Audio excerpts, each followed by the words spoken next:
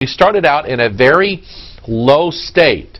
You know, kind of like Kennedy there on the low state, and is going to the elevation of Dealey Plaza. When you walk up the obelisk of Washington's monument, you're at a low state. You're winding your way up to a high state. This is what evolution teaches. It's what it's all about. That one of these days, and they think very soon now, very, very soon now, probably in our lifetime, mankind is about ready to enter into his next phase of evolution. They refer to it as transhumanism. That man soon, at his own hand, by his own design, will become a god.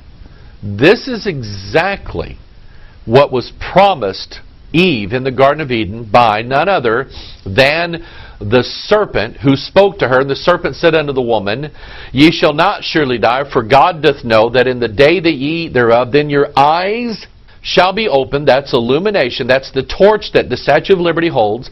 And ye shall be as gods, knowing, notice their opposites here, good and evil. You will be God, being the fusion of things that are opposite together inside literally your DNA. By the way, we pointed out this before. The exact number of words that the serpent speaks to Eve in the Garden of Eden from the King James Bible, 46.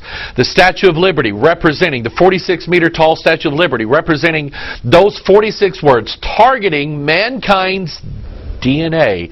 JFK being 46. There's a load of other symbolism that goes along with that. I'll deal with that hopefully in the next few weeks, if not the next few months.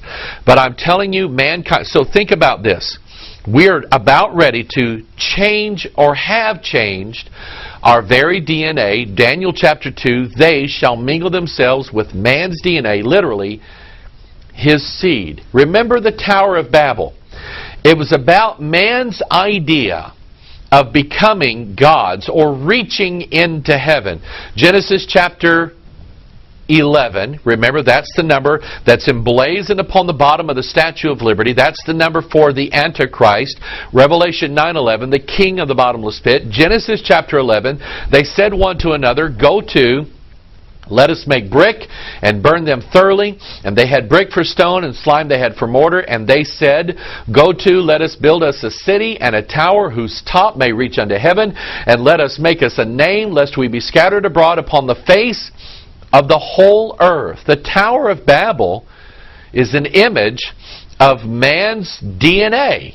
The exact number of words that they speak in Genesis 11 verses 3 and 4, 46 words precisely. It's about elevating man to godhood. Now notice they said, let us make the brick. Now bricks are made out of clay, dirt. That's what human beings are made out of. In other words, we're going to try to do this on our own merits, in our own efforts. We're going to try to build and elevate mankind to godhood, and thus build us a city.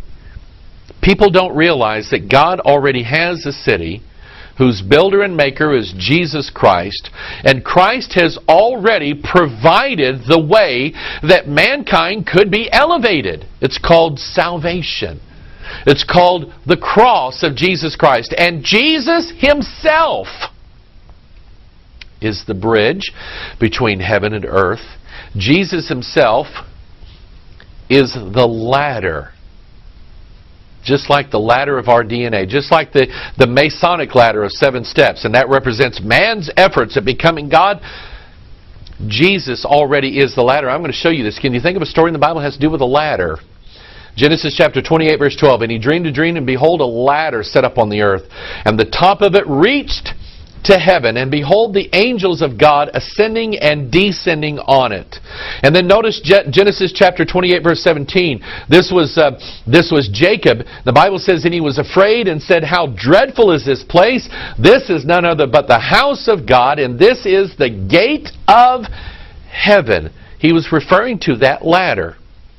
Guess what, or guess who that ladder was?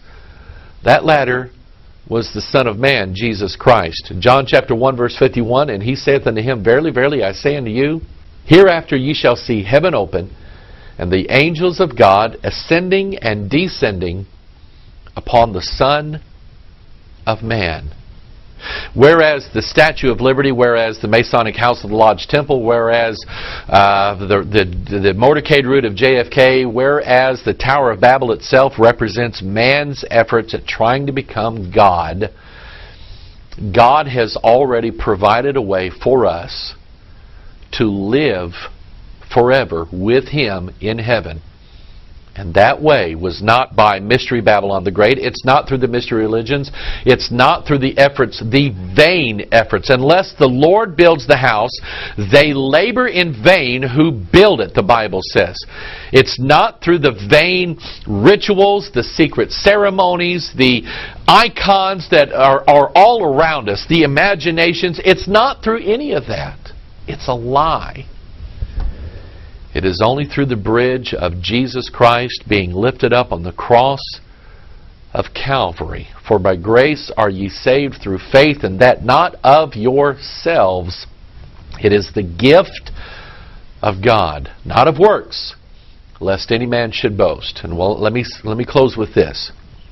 While the Statue of Liberty represents, number one, the transformation of humanity into gods. Number two, represents a goddess, a spirit that seeks to transform and transfer authority from God to the devil, who said in Isaiah 14, I will be like the Most High. He said in Ezekiel, I will sit in the seat of God. While she represents that transformation, while she represents the harlot spirit that now seems to be ruling over our country, there's no reason why it should have any effect and impact on you. Trust Jesus. Trust the Bible. God Himself has a city, and instead of us going up to it, the book of Revelation 21 and 22 says that city comes down from heaven to earth. God Himself bridges the gap. Trust God always. This is Pastor Mike. I love you. God bless you. Hope you've enjoyed this. We'll see you the next time. Bye-bye.